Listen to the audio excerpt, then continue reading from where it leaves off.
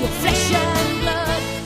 Welcome to Tell Me Your Story with Dennis Henson. This is a brand new series we hope that you will enjoy, and it's called Body of Health. Dennis, welcome, and let us start out by telling people about, I guess best way to put it is, our disclaimer.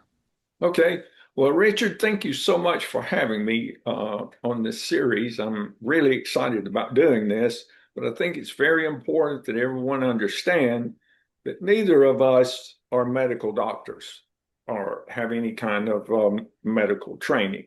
We are just people who are very interested in health and being able to get better faster, so that if you have some problem, that gives you a place to go to find things that have worked for other people that may help you, or they may not, but there'll be something worthwhile checking out. Body of Health is going to be here every week. The website that we're going to suggest you go to for information, number one website is dennisjhenson.com, which we will have in the audio and video podcast videocast. But there's also a Facebook location, and basically it's facebook.com/groups/body of health. Once again, facebook.com/groups, that's plural, groups/body of health. We hope that you will go there to check out the information that Dennis has provided with us. And with that, we move into Body of Health. I am Reverend Dr. D. He is Dennis Henson. This is Tell Me Your Story, but the Body of Health series continues. And we are in, I'll just call it post-celebration for those of you listening to and or watching on the 18th of March. Today is going to be an interesting day because we're going to get, some personal information. Our subject today is going to be very interesting. And Dennis, I applaud you, number one, for thank you again for being a part of this particular project that we have endeavored upon, but also for your willingness to discuss, because a lot of people they don't want to talk about their medical conditions and the things that they have gone through. But see, that's the one beautiful thing is you had it, you went through it, and now you're on the other side. So thank you so much for being willing to be open to this particular subject we're going to talk about today. Well, thank you, Richard. I really appreciate you having me. I enjoy these sessions that we have each week. And we're going to be talking about stroke recovery today. And like you said, a lot of people don't want to talk about it. But if my experience can help just one person prevent going through that hell, it will be worth it. All right. Well, let's not only start from the beginning as far as your experience, but let's start from the beginning with definitions, if you will. What is a stroke? Well, first of all, before we go into this any deeper, let me say I'm just a stroke survivor. Mm-hmm. I'm not a doctor. And the things we'll be talking about today is my own experience and the study that I've done to try to heal myself and move forward. But a stroke is when blood cannot reach the brain for some reason. There's some blockage, there's some reason that your brain is starved for oxygen and it begins to die. It begins to shut down. The brain cells start dying, and once they're gone, they cannot be recovered. So it's a serious thing, and many people don't survive it. You know, it's a deadly occurrence. Sometimes I hear people talking about someone who had a minor stroke. Well, the definition of a minor stroke is one that someone else has. Oh, okay. So in other words, I personally have never had a stroke, but Dennis Henson has had a minor stroke because it's not mine. Okay, that's an interesting definition. And the question I have in that regard is, does this mean, and again, we're going back to, we're not medical professionals or anything, but I'm just asking these questions. We may or may not have the answers, but I'm curious. Does this mean that when you say a blockage, we're talking like blood clots, cholesterol, et cetera, et cetera? Well, it could be anything that would stop the blood from reaching your brain and providing the oxygen that the brain needs. Okay. And once that stops, then bad things, terribly bad things begin to happen to your body. And it's certainly not fun. And it can turn out to ruin the rest of your life if you live at all. Right. That's the other thing too, is if it's cutting off blood circulation to the brain and so forth, or I guess other parts of the body, you could have a stroke. Or is it primarily directed at the brain itself? Well, the brain controls the rest of the body. Right. So when a certain part of your brain shuts down, that part of the body also shuts down. Gotcha. So Okay. it's a traumatic experience. Mm. Even if like some people would say it's minor, I ended up with seven. I had seven experiences with a stroke. Some of them were not as bad as the others, but Sure. they were all terrible. Yeah. Two of them were really life-threatening and left me with some scars. It took a while to get past, and some of those scars still remain. Well, there's a lot to discuss here, and I'm going into some questions that you may or may not have an answer to. As well as I do, that the human body, it regenerates cellularly every 7 years. It's a matter of they say that we have a brand new body every 7 years. Now, again, notwithstanding what you said before about brain cells being lost, I have also heard that, people drinking alcohol in excess and so forth, it kills brain cells. And so my question then would be, and I probably are going to ask this more rhetorically. Well, gee, if the cells of the body regenerate every 7 years, why aren't those brain cells regenerating? And I've even asked this question in regards to, for example, my left eye, which I lost the sight of in because of glaucoma. Why aren't the cells of the eye regenerating to what they should be, normal cells, so that I can see? But I think that's a question maybe for a biologist or somebody else that has more experience in that regard. Well, what happens with your brain is those cells have memory, and once they're gone, so's that memory. so Okay. so depending on how long the stroke lasts, how severe it is, Hmm. you might not be able to use your hands or your feet, or you might not be able to see. During the second stroke, the second large one that I had, I lost my eyesight. Well, I could still see, but there were three planes. Hmm. My brain was divided. Sometimes when you get a concussion, you have two sides of the brain, and the consciousness will separate. You can see two different things at once. Hmm. After my stroke, I had three different things. I could see something here, and then the middle was totally black. So that's blindness. Mm. You really can't. You can't move around and see things. You can't avoid things. You really can't see, Yeah. so that it's useful. Yeah. But that Well, was, and it makes you sick, right. because if your eyesight divides and you can see two things going on at once, you get violently ill. I mean, violently ill. So that's just another bad part about it. Well, let's do this. Let's start at the beginning Yes. to ask the question. um, to ask that question, and that has to do with your prior to this period of strokes. What was your lifestyle like? Your diet and so forth, exercise, and that aspect. Well, I really didn't ever think about health. It didn't enter my mind. I felt okay. I ate what I wanted to. I didn't do any exercise.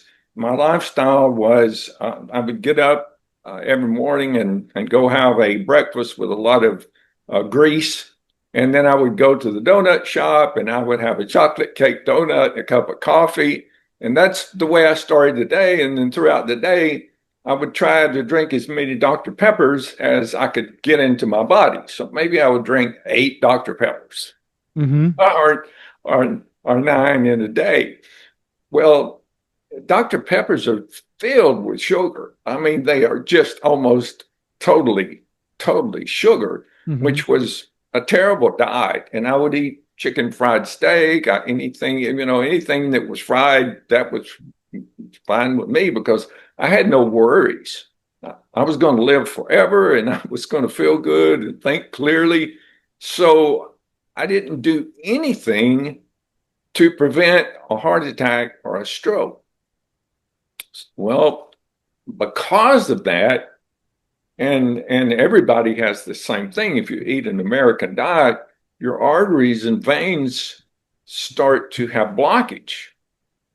And that's everybody. That's not just someone. If you live in the United States and you eat an American diet, you've got blockage in your veins and arteries, whether you know it or not. Mm-hmm. Yeah. And when you hit, my first one was when I was 70 years old. When you hit 70, your body's going to fall off a cliff anyway. And if you have blockage in your arteries, you're probably going to have either a stroke or a heart attack. Well, that can be prevented by changing your diet, changing your exercise, changing your lifestyle. And then when 70 comes, you may fall off a cliff, but it won't be a long fall and it won't be as hard. You're probably going to get through it a lot better than I did. Yeah. Well, it's certainly something that we must take a look at because if we want to live to that ripe old age, in my case, I would love to live to be 100, being productive the whole time, and would love to be able to, at the end of all of that, I finally make the decision. Then I just basically, and I remember a dream I had where I leaned back in this chair, tilted my hat back, and said, "It's been a good life. It has been a good life." And I left, or I died. And it would be nice to go that peacefully and so forth. And I know a lot of folks, they don't have that. It does not happen that way. How did you feel overall? I know you said that the strokes, a couple of them were really horrible. Can you describe in some fashion what that was that felt so horrible? Was it the debilitation? What pain? What was it? Well, leading up to the stroke, I felt tired. It was hard to get up in the morning and hard, but I'm very highly motivated. I would get up every morning and say, go regardless of the fact that I was totally exhausted. My ankles were swollen and I could hardly walk. I had a terrible cough that I just I couldn't shake it. I'd take all kinds of medicines. And a lot of times I would be disoriented. I would bump into things. I didn't have the dexterity that I had had in the past. I was often constipated. So my body was telling me things are, everything's not okay. Mm-hmm. But I was so focused on my business and my work and getting things done and doing. I was kind of just ignoring it. I thought, well, it'll pass. I'll get better. It's and everybody, I guess, has some optimism Mm-hmm. and want to think that things are not going to get worse; they're going to get better. But the cough is really what killed me because I was taking medicine. I would take medicine to try to stop the cough. Well, it wouldn't stop. And in fact, it got worse. And so we did an online nurse, and she gave me some more medicine. Well, I already had uh, tardive dyskinesia, where my fingers were playing the piano. Mm-hmm. I later learned that what that means is you're already taking too much medicine. You know, you're taking too many kinds of drugs, and they're competing with each other, which causes you to have symptoms. And one of the symptoms is that you're playing. You know, your fingers are playing the piano. So I experienced weight gain. My ankles, as I said, my ankles were swollen, uh, clamminess, and headaches. All of these things added up. And then when the nurse online gave me another medicine, when I took that pill, Mm-hmm. I had the stroke that afternoon. Mm. It was just one too many, you know. So actually, the stroke itself was just terrible. I was walking, and my left arm and my left leg felt like they went to sleep. Have you ever had your foot go to sleep, Oh, yeah. or Yeah. your hand, that tingling? Well, Mm-hmm. take that tingling and multiply it by 100 Mm. and put it on your entire left side. Oh, So man. so you can't move your leg, and you can't move your arm. You just barely can talk. So that's how it felt. But that was just the beginning. it it didn't get better after that. You think, well, it'll pass. Well, no. Luckily, my son is like 280 pounds. He's big. Mm-hmm. And so I couldn't walk, but he picked me up and put me in the car, and then we went to the hospital. Mm. So that's that's the feeling that you had. I woke up with a terrible headache. I think this was the second stroke. The second stroke, I had it was a headache that was unbearable. Mm. And then that afternoon, I had another one. So when I went into the hospital, they committed me, and the doctor came around, and we were talking. And I remember telling him, well, at least it's over. At least I'm past it, and I know maybe I can start getting better. And he just shook his head, and he said, no, it's not over. It's just starting. Mm. And if you had, you're probably going to have another one, another severe one within the next 3 months. And almost to the day, 3 months later, I had the second one. Well, going through that period and dreading the second one was almost as bad as the stroke itself.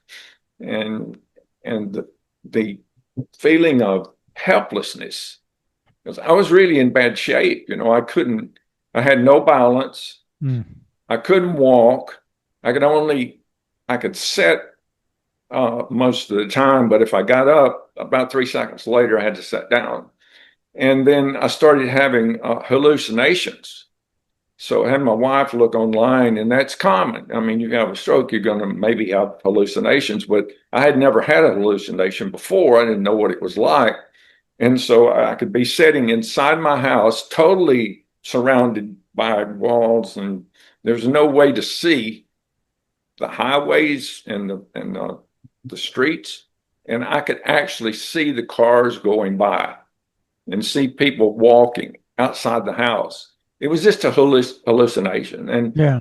people would come in and sit down next to my wife, and, animals would be walking around on the floor. And it sounds funny now, but Yeah. going through it, it wasn't funny going through it. It Yeah. wasn't. Hallucinations are awful because you don't know who's real and who's not, Yeah. and what's really happening and what's not. The only connection I can have that I have with any hallucinations was actually when it was described to me regarding my father near the end of his life. My mother was trying to give him some water to hydrate him, and he pushed away. Said, "No, no, you're trying to poison me. I mean, this was the kind of thing. So it's Yeah, frightening for people on both sides. Yourself, who's having those hallucinations, and the right. people around you, because they honestly, unless again they have the knowledge that you have gathered that we're going to talk about, They have no points of reference and they don't know what's going on. Um, Final question before we take a little pause here, and I want to ask you, and it sounds to me like the answer is yes, but was this a total surprise to you? I mean, did this come out of the blue, or the symptoms that you were experiencing prior to the first stroke, had they opened your eyes, or was it just, hey, I'm up in the age and it's just kind of what happens when the body gets old? It was a total shock. Some of my friends the week before we had lunch together, and they said, well, we're concerned about your health. Your diet is terrible. You're drinking way too many soft drinks. We're afraid something's going to happen to you." And I looked at them and I shook my head and I laughed and said, "I'm fine. Nothing's going to happen to me. I thought I was going to live forever." Mm-hmm. And I didn't have any idea what was about to take place. Even though all of these symptoms were adding up, I thought, well, that's just something that'll come and go. But if your body is telling you, you better be careful, something's about to happen, you better listen to it and start making some changes, because you might not get through it. I was lucky. I got past it, and I'm back to 90%, maybe 95% of what I was before. In fact, my mind is clearer now than it was uh, before the strokes, Mm. and I'm able to get around. I do exercise that I didn't do then. But to answer your question, yeah, it was total shock. I had no idea it was coming.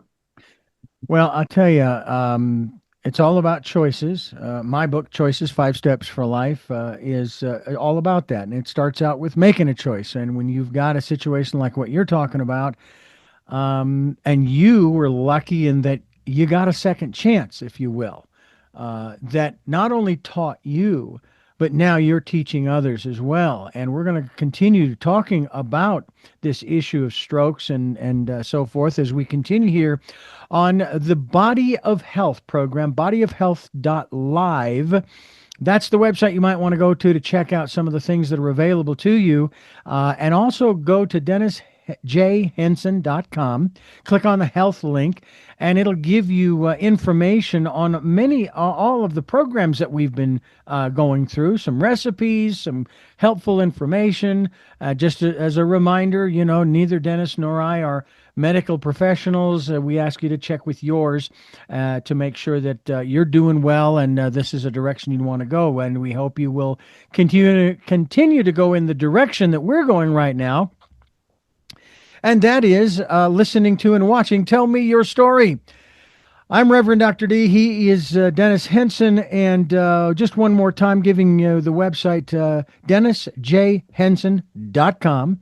And you can click on the health link and health tab at the top of the page, and it's going to give you all kinds of information. You'll even be able to join a group on Facebook called Body of Health.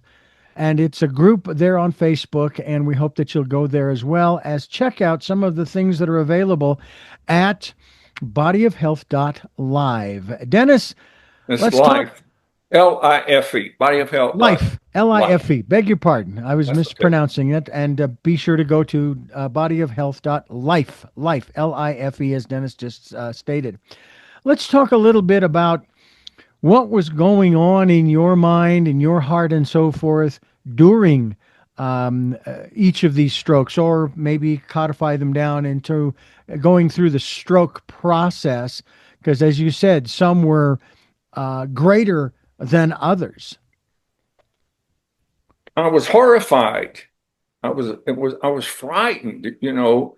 Um, I had never been in that kind of a situation before, and I didn't know if I was going to live. Mm. The doctors were not really giving me a lot of encouragement. I'd get sonograms and then say, you have a lot of blockage, you're gonna need an operation.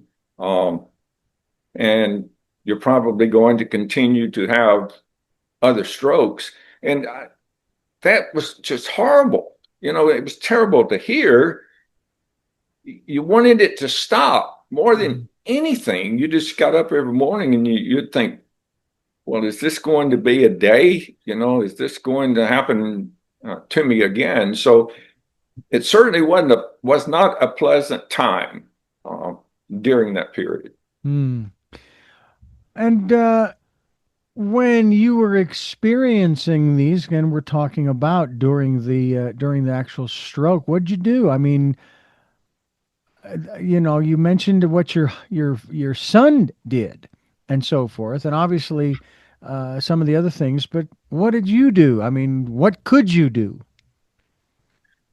Well, when they released me from the hospital, they gave me lots of medicine. Well, medicine's what put me in the hospital in the first place. and and the drugs that they gave me made me sicker, made me, they made me feel sicker. So Hmm. I stopped taking them. I told my wife, I said, look, if I die, I'll die, but I won't feel this way. So I'm just Hmm. not going to do this. Yeah. So she actually saved my life. She did a lot of research and she found that there was this specialist that traveled the country. And 4 times a year, she came to Dallas Fort Worth. Well, she was going to be in Dallas Fort Worth the like day after tomorrow, 2 days after that. So we got an appointment. It was like a miracle that just happened. The time just happened. So we got an appointment, and um, we went in. She did the sonogram. She did all kinds of tests, and she looked at me and she said, if you don't make a change, you're not going to be around. I mean, Hmm. that's just you're going to die. Short and And I simple. said, okay, what changed? And she says, well, first of all, you got to stabilize your head because if you turn the wrong way, you can have another stroke and be gone. She said, that's how bad it is. So she gave me I don't know what it is, but One she of those stabilized, collars. Yeah. yeah, a collar stabilized my head. And then she said, are you familiar with pro-arginine? And back then, no. She said, well, you need to watch these videos. Hmm. It's called Pro-arginine Plus, which is not nitrous oxide. Hmm. And so I started watching, and it was people on YouTube who were just like me. They they described what happened to them, and it was exactly like me. And they said, well, when we started taking this, we started getting better. Now, this sounds like a sales pitch, but the truth is, I don't have this I mean, I don't have it for sale. Hmm. I mean, I will. We're going to probably get that put up, but ever since it saved my life, which was in 2018, I've been, telling people about this wonderful thing, and I know I've saved several people's lives. And my secretary's husband had a stroke, and I said, well, then he needs to start on Pro-arginine because with Pro-arginine Plus, you can control your blood pressure, and that's the key. Hmm. If your blood pressure goes crazy, it goes up into 170s, 200s, you're going to have another stroke and pass away. Yeah. With Pro-arginine, you can control it. If you want it to be in the 90s, just take more. If you want it to go up, you just take less. I mean, Hmm. it is a miracle drug. Yeah. So once I started taking that, I took a lot more. I stopped taking all the drugs, and this is very it's healthy and it's natural. There are no drugs in it. It's just nitrous oxide, and what it does is it makes your arteries and veins softer Mm. so that they can expand. Well, once I got out of the hospital, I started, my wife's from Mexico. We would go to Mexico and we'd get sonograms every 6 months just to see, because I was determined I was going to reverse the blockage. The doctor said, you can't. They said, there's no way. You're not going to reverse the blockage. That's just not going to happen. And I thought, well, I'll show you. I'll show you. Yeah, so I did. I studied every day. I started walking every day at first. When I first started walking, my wife had to hold my arm, and we'd walk to the end of the cul-de-sac and back, and I would have to take a nap because I was so exhausted. All right. Then I started walking to my office, which is about a block away.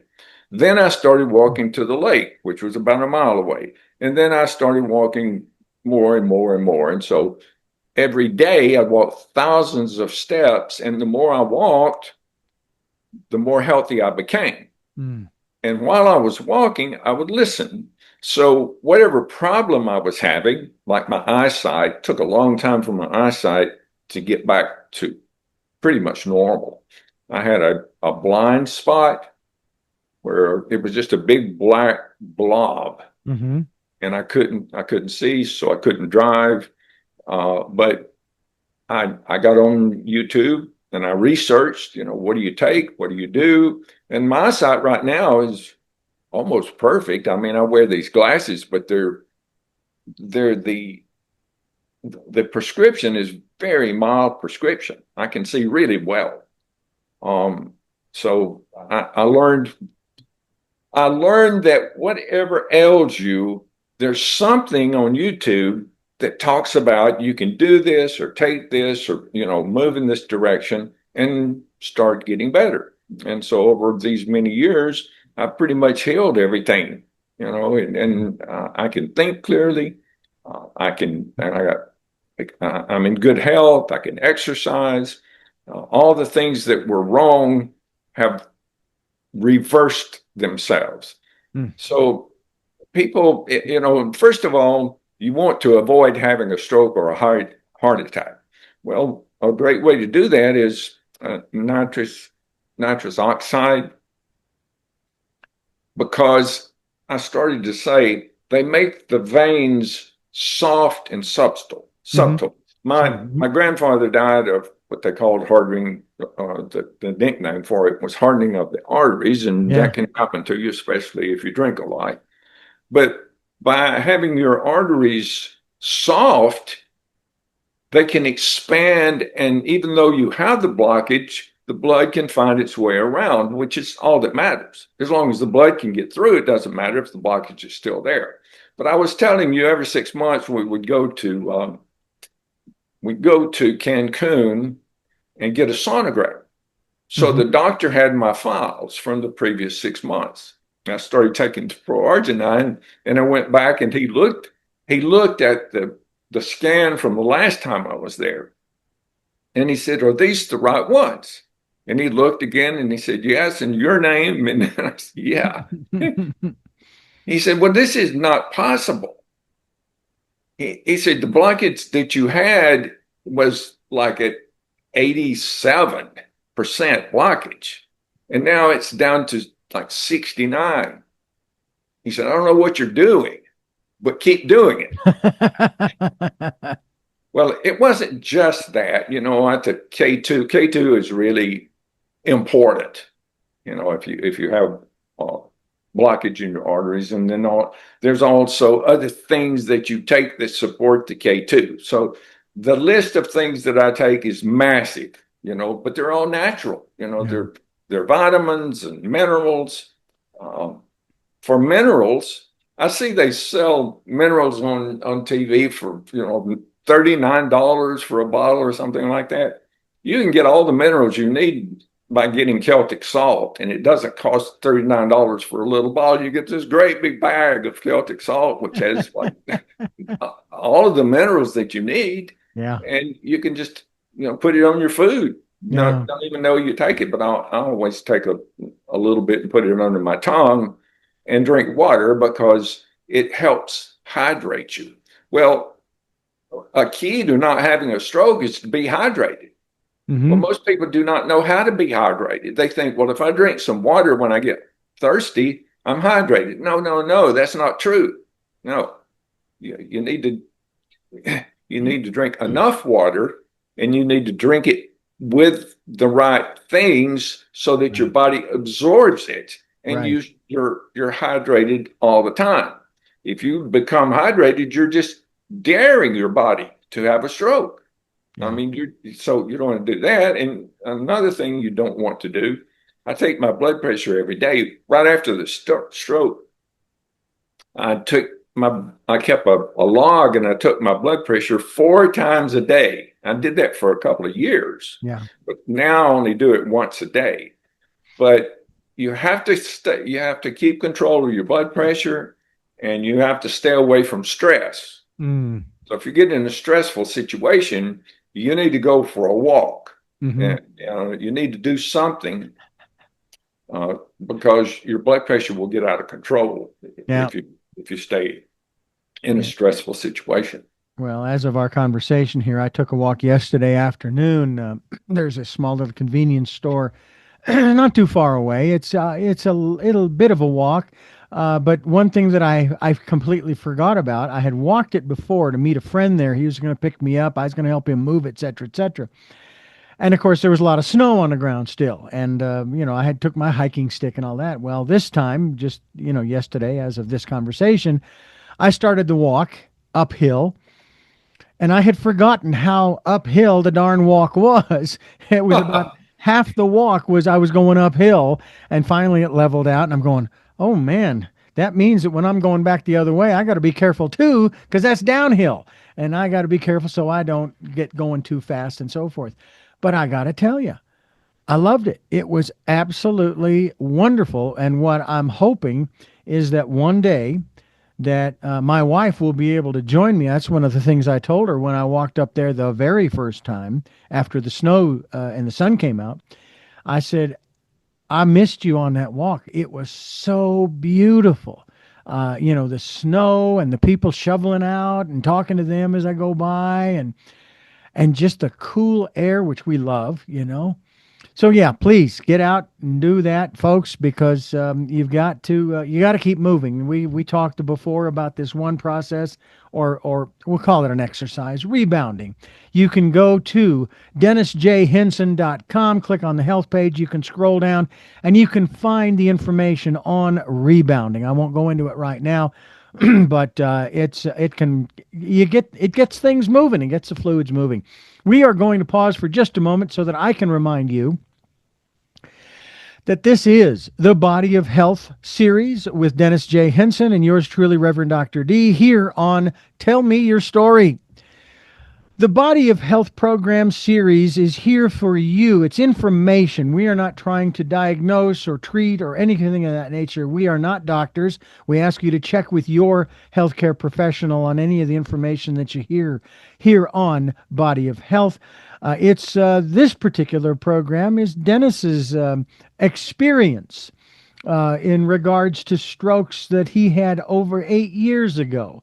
And today, I would venture you haven't even had a worry about that. You mentioned earlier, you check your blood pressure once a day now, and it's right where it needs to be. I do that almost every day, sometimes twice a day, for the time being. And my blood pressure is right. I'm happy with it. Even if it might be in the high normal, it's still in the normal range. So I'm comfortable with that. And a lot of times it's down there right in the middle. I've even had one that was down 90 over something. So I decided I would go get something to eat. I thought that was a little bit low in that regard, but it was still within the normal range. So I feel good in that respect. But that's the other thing too, Dennis. And I'm going to jump into this in regards to your doctors and the words that they used. I use the phrase "words have power." Do you ever wonder if maybe the words they were using, for example, telling you, no, it's not over. You're going to be dealing with this the rest of your life, and so on and so on and so on. All of the negative talk, because all they're doing is going on the statistical information more than anything else. They don't know the stamina, if you will, the fortitude, the constitution of Dennis J. Henson. Did you feel at all defeated in that regard when they would say those things? Or like I told my doctor when he said my high blood pressure was going to be for the rest of my life, and I said, no, I'm not going that way. And my blood pressure is absolutely fine without meds. So what was your attitude in that regard, your mindset? I was in, I was in the hospital. I'd had a stroke. I was feeling bad. And when he told me that, it didn't help.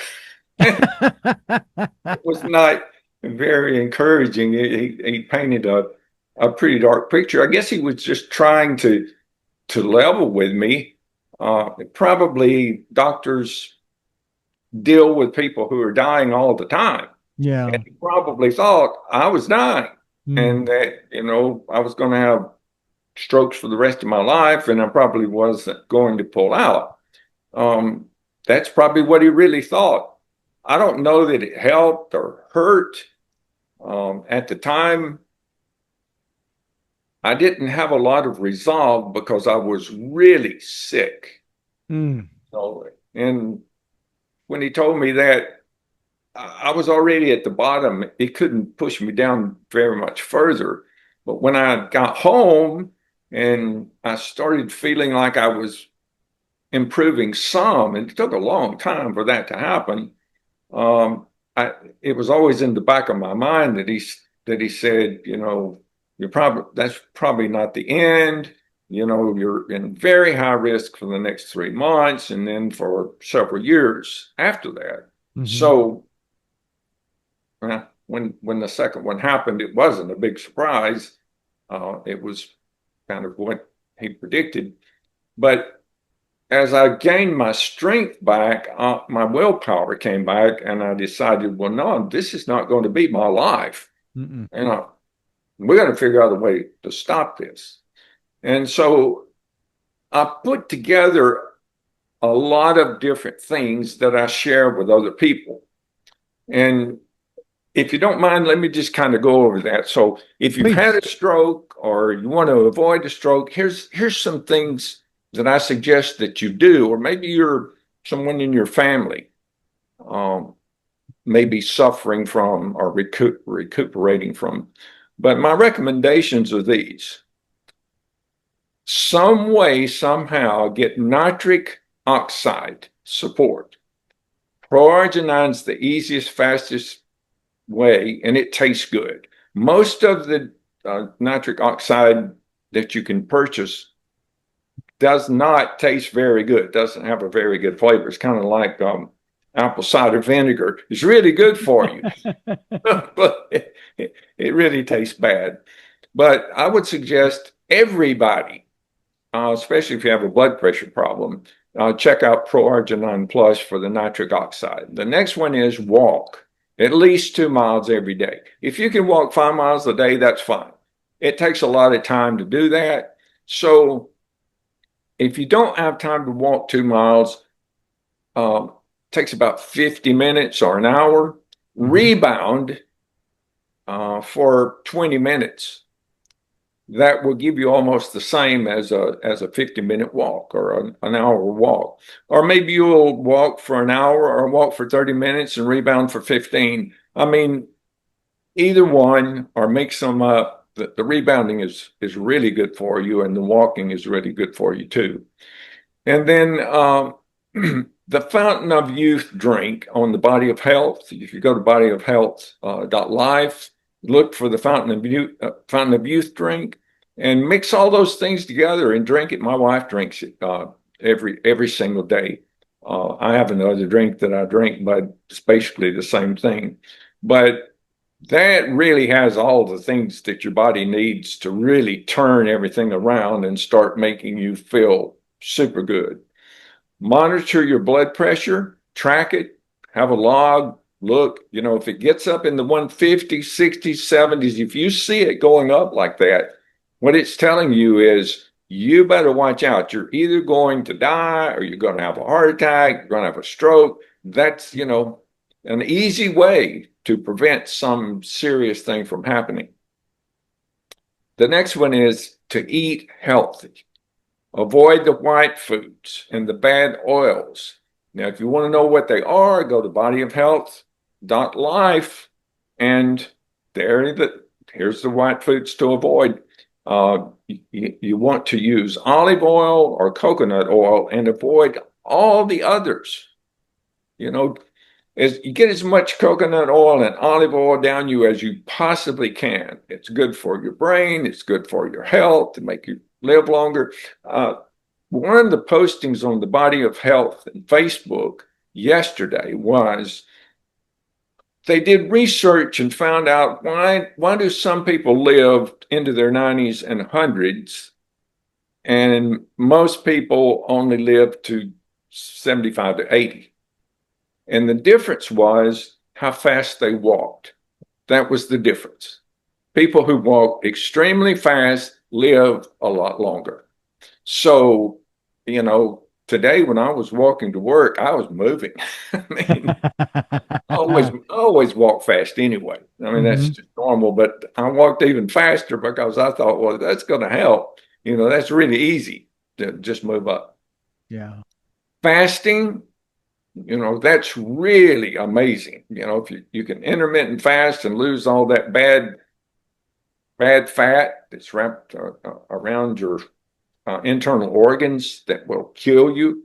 And then you do longer fast every quarter and a really long one once a year. But fasting is really good for you.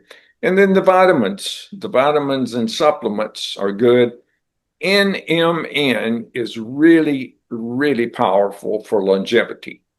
And I take that every single morning. It tastes really good. It will be on the Body of Health. We're putting that on there. Omega 3s for joints and for your heart. Vitamins C, D3, K2, all the B vitamins, and E. The last stroke I had caused me to have peripheral neuropathy, which is bad. It's you lose the nerves in your fingers or your feet. Yeah. Well, again, the doctors gave me some medicine, and the medicine didn't help. Not at all. In fact, it made it worse. But then I got on YouTube. I studied. I found that tocotrienols, which is vitamin E, tocotrienols. When I started taking those, the pain in my fingers went away, Hmm. and they started to heal. It's just vitamin E, but it's Yeah. called tocotrienols. But Yeah. you can find out these things. CoQ10 is really good for you. Magnesium glycinate. Magnesium glycinate is super for it helps you sleep and it helps your heart. Your heart has to have magnesium, and this is the kind of magnesium. People don't take magnesium because they think it's a laxative. But magnesium glycinate is not a Mhm. laxative. Yeah. It does all the wonderful things that you need doing, but without that problem. Yeah. You need to get 8 hours of sleep every night for your brain and for the repairs to happen. It's not always easy to do. You need to stay hydrated with electrolytes, which the salt will do. Now, table salt is poison. Yeah. You don't want to take that's one of the 5 white foods. But sea salt, Celtic salt, Himalayan salt, the best of those is the Celtic salt. It's got more of the essential nutrients that you need than any of the others. Then rebounding, another thing is cacao, which is the basis of chocolate. We had an entire program on that, and there's an article on it on the Body of Health. But after every meal, I take cacao. I take either chocolate or cacao. Do away with the white foods, and then do the 10 shocking things that we covered a couple of meetings ago. But Yep. those 10 shocking things, like a cold shower, walking barefoot, uh, Yep. taking niacin, you know, niacin. The first time you take it and it sets you on fire, you think, I don't think I want to take it anymore. But you get used to it. You get to the Yeah. point where you don't even know. So those are some things that will help. And you're probably thinking, well, I don't have time to write all these down. But the good thing is, every time we have a radio show or Hmm. podcast, Hmm. I take all of those things and I put them on the Body of Health. Yep. Just go to bodyofhealth.life, and there's the summary of the show, and it tells you also where to get all the things that we mentioned. Exactly. Exactly. So, You can go there, and then you can also input a code, if I'm not mistaken, yes, to basically give you a little discount of sorts. And that code is Radio, RADIO. So please be sure to do that. Dennis, we are just about out of time, and this time just goes so fast. Once again, thank you for sharing your experience both before, during, and after. There's still so much that we could talk about, so I'm sure we'll do another program on this subject matter. And again, thank you so much for being here, and for your wife as well for being here. Well, thank you, Richard. I really appreciate you having me. I hope everybody will get motivated, take action, be health conscious, improve their diet, do exercises, do all the things that we talked about. And I hope it saves someone's life or make their life a lot better. Yeah, it gives them a longer, healthier, and prosperous life. And to that, we thank you for listening to and watching Tell Me Your Story, the Body of Health series. Until our next broadcast, podcast, videocast, love, Talal, Jeanette, I'm still listening. Dad, continue to be happy because I am. Smokey, I'll see you on the other side. Mike, thanks for being in my life and letting me be in yours. And to my dear friend Zorro, aho, aho.